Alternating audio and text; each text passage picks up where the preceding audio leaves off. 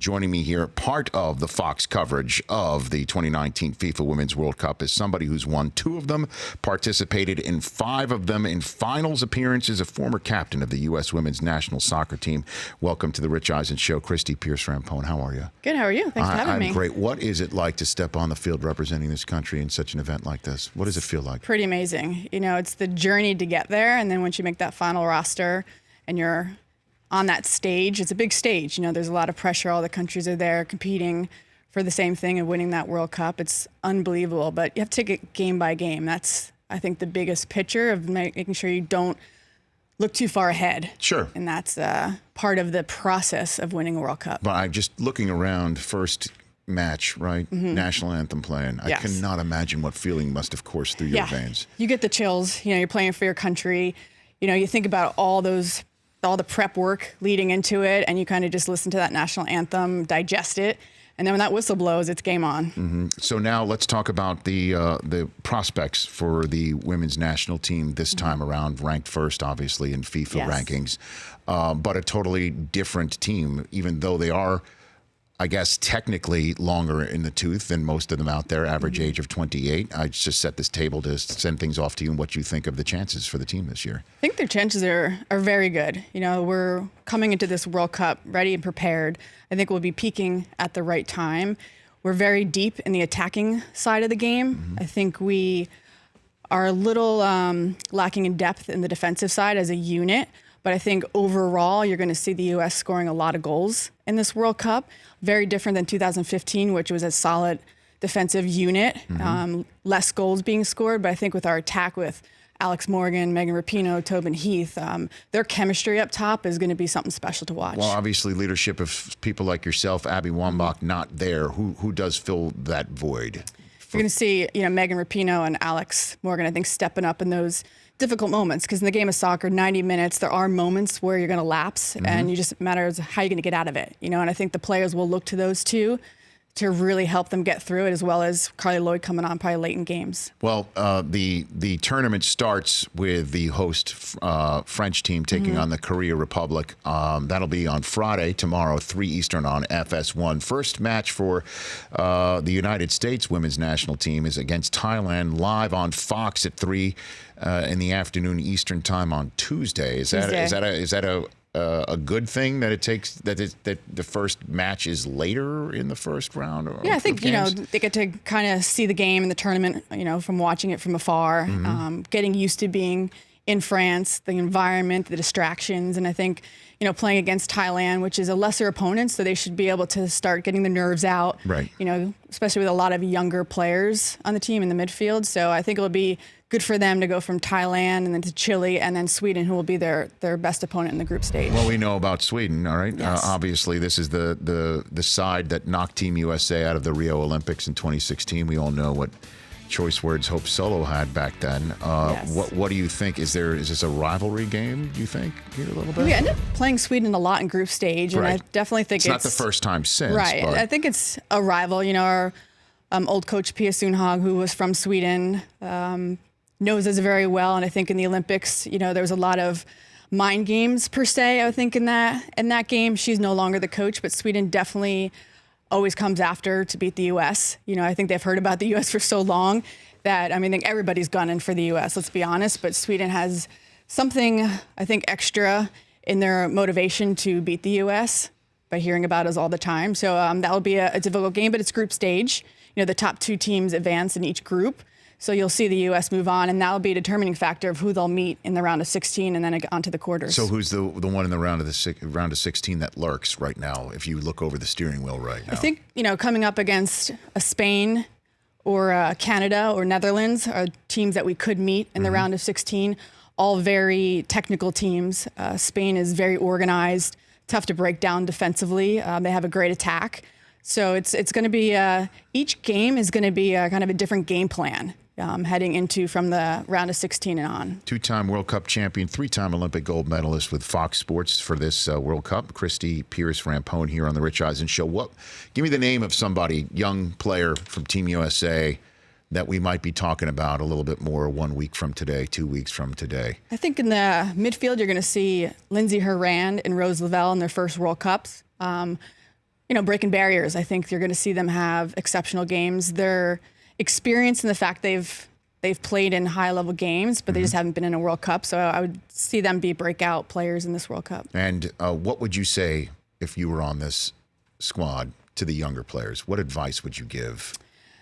Just relax. Enjoy the moment. Take it minute by minute and don't look past each game, because the goal is to win the World Cup. And I think if you get too anxious and too stressed about getting to that final, you lose your momentum throughout the game. So it's just, limit the distractions, focus on the team in the locker room, keep the locker room going well and confident, and just take it game by game. When you say distractions, you mean like hanging in France for a weekend or for a month? Yeah, I mean it's between distractions of like social media, as well as like family and friends. That's probably the hardest thing, is making time for those people that are coming over to support you, but also realizing you have to like rest your legs, and it's a job. Yeah, it's like you can enjoy France later.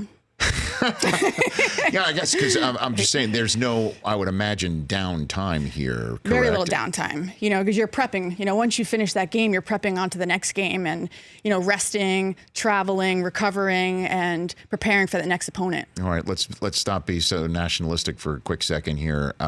Elsewhere outside of these United States, give me is there a group of death, the so-called group of death in this draw? I don't think there is a group of death.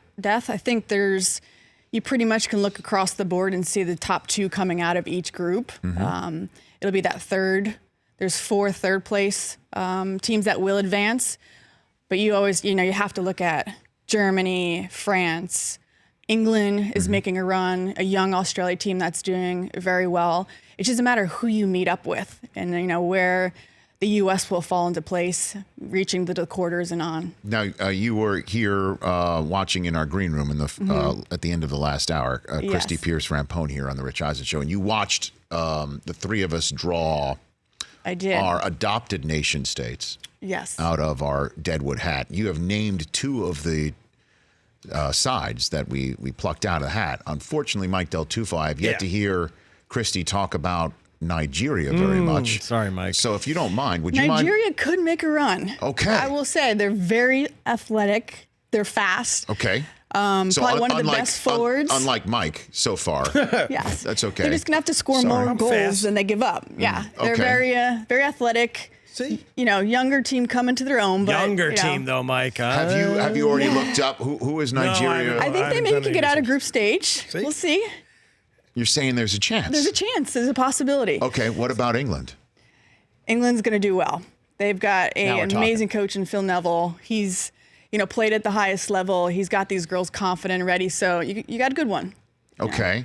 Look for good things to happen. Now, you already talked about Spain having... It'll be fun to watch. Okay. Yes. Okay, but Team USA is standing in the way. Yeah, Team USA is in the way. I just wanted to say, if I wasn't going to choose Team USA out of the hat, and I hopefully wasn't going to just choose somebody who just look at me and go, no, unfortunately, that'll be a quick one. I just didn't want somebody that was going to be right in the way of Team USA out of their group. They'll meet Spain possibly in the round of 16. Oh, my gosh. But you never know. And the actor Timothy Oliphant chose Canada. He chose wisely, huh? Yeah, Canada is very good. They've been coming along. They have Sinclair, who is like 4 goals away from beating Abby Wambach's record. She's someone I played against for many years, a very good leader. So they have a good leadership on Canada. Who's the best competitor you ever played with?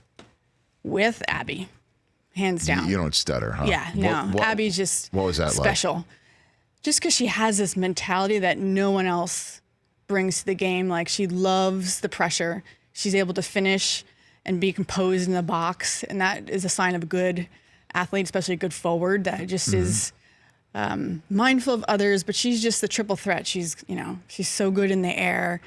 She's a great leader. She can finish, with her feet or her head. She's just someone you want on your team. One of those players, teammates that you didn't want to let down with your own play, and thus needed to raise your own play. And it was so much fun playing with her. Obviously, being in the back, being able to scream up to her on the forward line, as well as her screaming back to me. Like, we had such a connection on the field and knew just signs, because you can't really hear yourself talking in a World Cup. It's so loud, so you have to just be aware of body language, and that's what she brought. Like, she just brought so much energy, and the energy is contagious, especially in moments when people are fearful of the unknown, of making mistakes. Abby is right there to secure them. Well, leaders don't just stop leading once they stopped playing. And she has been leading the charge, if you will, alongside with the women's national team that sued the U.S. Soccer Federation for equal pay.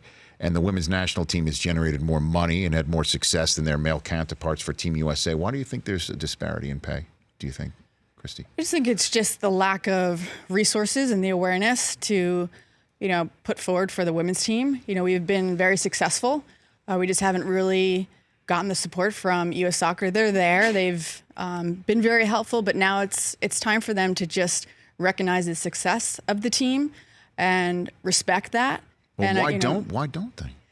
I think it was just more so on the fact that we were winning, so that kind of pushes aside. I think the expectation was always to win, to be top 3, and we always were there. So I guess they just felt like they didn't really have to focus on us. And now it's time that we have been successful. The numbers are there. The ticket sales have been proven. Now they just have to put a little bit more time into promoting the team. Back in '99, we pretty much promoted ourselves, and look what the final was. It was like 90,000, and that was all on just the commitment of the players, of doing radio, doing sneak attacks, doing clinics, doing camps, everything that we could do to produce like a tournament like that.